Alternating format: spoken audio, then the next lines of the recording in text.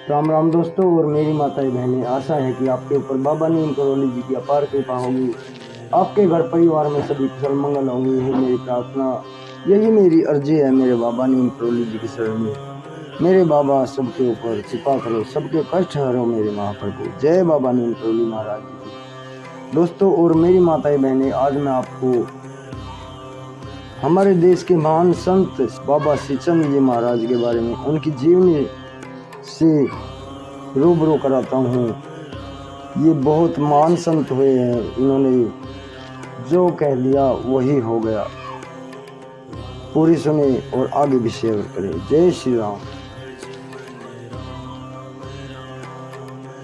शुरू करते हैं बाबा श्रीचंद जी महाराज, इनकी जीवनी। बाबा श्रीचंद जी गुरु नानक देव जी के बड़े सुपुत्र थे। इनका जन्म भाद्रपद शुक्ल 9 संवत 1551 को ननकाना साहिब में हुआ था। बाबा श्रीचंद जी उदासीन साधु हुए हैं। बाबा श्रीचंद जी ने लगभग 62 वर्ष तक गुरुद्वारा श्री बारठ साहिब के समीप में तपस्या की। श्री गुरु अमरदास जी, श्री गुरु रामदास जी तथा पंचम पातशाही श्री गुरु अर्जुन देव जी तक समस्त गुरु बाबा श्रीचंद जी से मिलने आते रहे। जब श्री गुरु अर्जुन देव जी श्री गुरु ग्रंथ साहिब का संपादन कर रहे थे, लिख रहे थे और सुखमनी साहिब की वाणी भी लिख रहे थे, तब लगभग 16 अष्टपदियां लिखने के बाद वे आगे लिखने में अटक गए। आगे उनसे वाणी नहीं लिखी जा रही थी। उन्होंने सोचा कि इस समय कौन महापुरुष हो सकता है जो इस वाणी को आगे लिखने के लिए शक्ति प्रदान करे। तब उस समय गुरु अर्जुन देव के हृदय में बाबा श्रीचंद का ध्यान आया, क्योंकि उस समय सबसे ऊंचे तथा आध्यात्मिक प्रवृत्ति के संत बाबा श्रीचंद जी ही थे। गुरु अर्जुन देव जी नंगे पांव अमृतसर से श्री बारठ साहिब आए। उस समय बाबा श्रीचंद जी समाधि में लीन थे। उन्होंने समाधि से उठाना या बुलाना ठीक ना समझा, क्योंकि समाधि में लीन संत को जगाना ठीक नहीं, यह गुरु मर्यादा के विरुद्ध है। इसलिए गुरु अर्जुन देव जी समाधि वाले स्थान से लगभग 1 फरलांग की दूरी पर एक स्थान पर ठहर गए। वहां से प्रतिदिन नंगे पैर आकर समाधि के सामने थोड़ी दूरी पर हाथ जोड़कर खड़े हो जाते, शाम तक इंतजार करते तथा फिर चले जाते। इस तरह 5 महीने 13 दिन प्रतिदिन प्रातः आते और शाम को बाबा श्रीचंद को समाधि में देखकर वापस चले जाते। जब एक दिन अचानक उनकी समाधि खुली, गुरु अर्जुन देव जी को पहचान कर उन्होंने कहा, आओ किधर आए हो, यह दाढ़ी बहुत बढ़ा रखी है। गुरु अर्जुन देव जी नतमस्तक हुए तथा हाथ जोड़कर बोले, महाराज यह दाढ़ी तो आपके चरण साफ करने के लिए है। तब बाबा श्रीचंद जी ने प्रसन्न होकर कहा, इसी विनम्रता के कारण ही आप गद्दी के हकदार हैं, आपकी विनम्रता महान है। फिर गुरु अर्जुन देव जी ने आदर पूर्वक भाव से कहा, महाराज मैं सुखमनी साहिब की वाणी लिख रहा हूँ, अलग अलग लेखों की वाणी का संपादन भी कर रहा हूँ। सुखमनी साहिब की 24 अष्टपदियाँ लिखनी है, परंतु 16 अष्टपदियाँ लिखने के बाद वाणी लिखी नहीं जा रही। तब बाबा श्रीचंद जी ने आशीर्वाद दिया, जिससे वाणी आगे लिखने में श्री गुरु अर्जुन देव जी को बल मिला। बाबा श्रीचंद जी ने जिस स्थान पर तपस्या की थी, वह स्थान बारठ साहिब से कुछ ही दूर पर स्थित है। उस समय वहाँ पर वट वृक्ष अभी भी वो मौजूद है।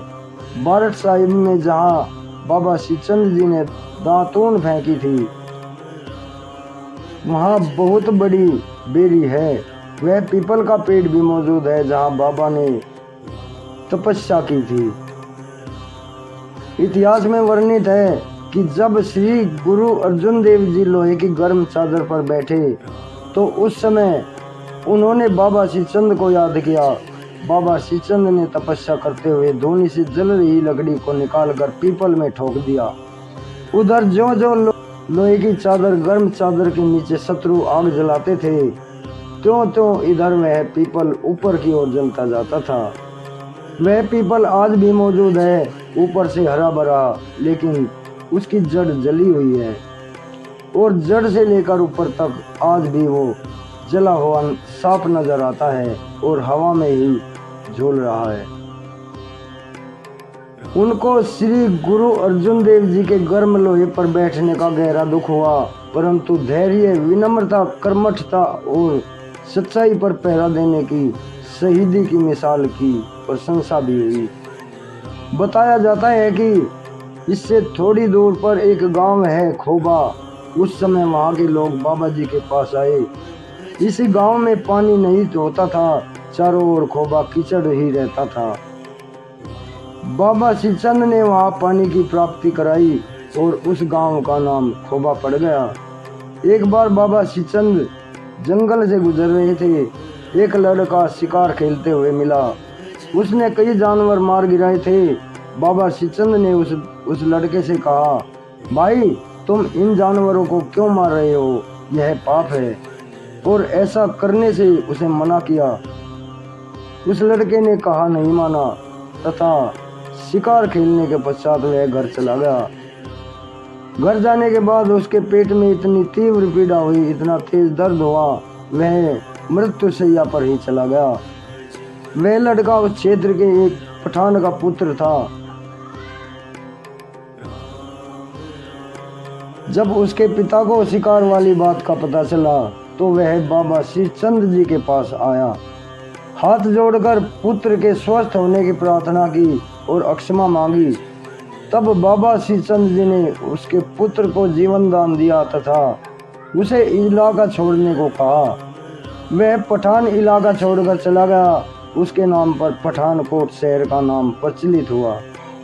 जिस नाथ की गुरु नानक देव जी के साथ बातचीत हुई थी, उस चरपट नाथ ने बाबा श्रीचंद की शक्ति को आजमाने के लिए एक आम भेजा।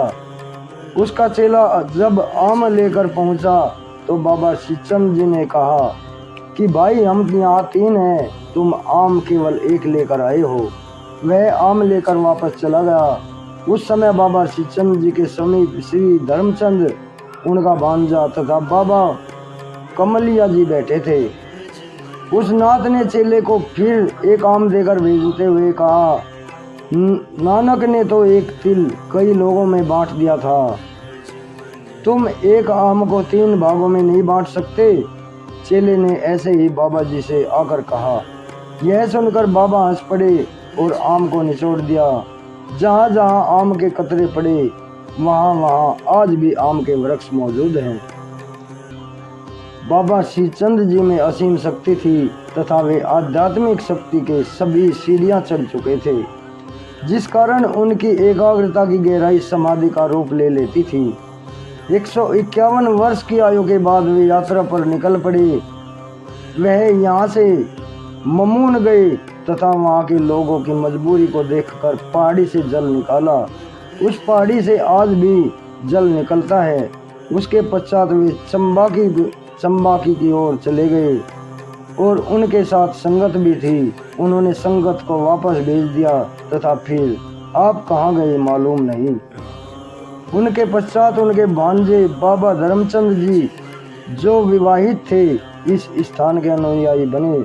इनका वंश आज भी कीरतपुर में चल रहा है। बाबा श्रीचंद जी की अनेक शाखियाँ मिलती हैं। बाबा श्रीचंद जी उदासीन संप्रदाय के प्रथम आचार्य हुए हैं। आजकल भी पट्टी तथा सिरसा से उदासीन साधु प्रत्येक वर्ष 5 दिनों के लिए श्री बारठ साहिब आकर श्लोक जप करते हैं। यहाँ दिन रात पाठ चलते रहते हैं। बाबा श्रीचंद जी की ओर से बनवाई गई बावली में लोग स्नान करके सुख की अनुभूति करते हैं। दोस्तों और मेरी माताएं बहनें आगे भी शेयर करें। ये एक महान संत की जीवनी है जिन्होंने अपना सारा जीवन धर्म के लिए न्यौछावर कर दिया था। वे महान संत, इन संतों की वजह से ही हमारा धर्म, ऐसे संतों की वाणी से, ऐसे संतों की महानता से, इनके कार्य से ही हमारा धर्म आज भी मजबूती से खड़ा है। जय श्री राम।